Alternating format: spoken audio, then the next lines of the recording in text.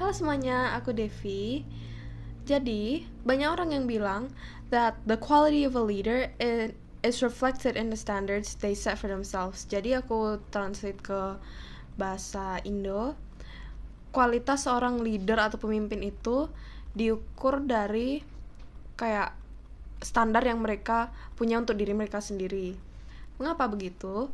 Karena misalnya nih, orang kalau mereka punya standar yang rendah gitu ya, kebanyakan orang itu mereka pasti pingin melampaui standar mereka sendiri, at least, you know.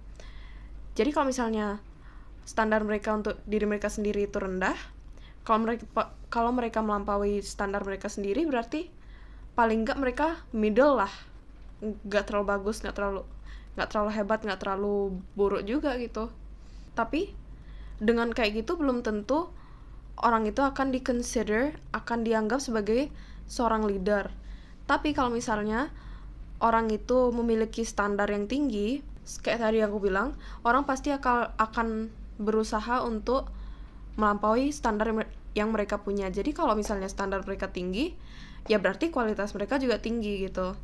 Dan dengan standar tinggi yang mereka miliki untuk diri sendiri, dengan cara itu mereka akan menginspirasi dan memotivasi orang lain, sehingga itulah yang membuat mereka dianggap sebagai seorang leader.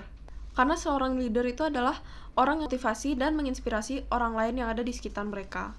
Dan juga mereka juga nggak hanya menetapkan aturan itu kepada mereka sendiri, tapi juga orang lain bisa melihat kalau itu adalah contoh nyata, contoh yang real gitu.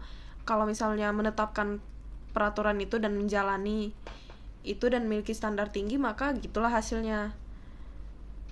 Gitulah hasilnya aja. Maka ya gitulah hasilnya. Karena itu jika kita ingin menjadi seorang leader, kita harus memiliki standar yang tinggi untuk diri kita sendiri. Tapi bukan berarti ya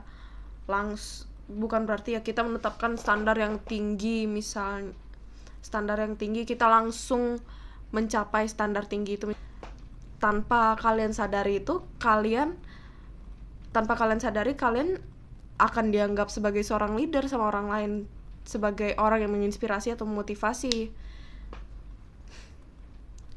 Karena lambat itu bukan berarti nggak ada yang dilakukan kan. Lambat itu berarti perlahan-lahan, tapi pada akhirnya nyampe juga di situ. Asal nggak di pertengahan jalan terus tiba-tiba males ya. Oke, itu aja untuk video hari ini. Komen atau like kalau kalian setuju, and that's it for the video. Goodbye, thank you.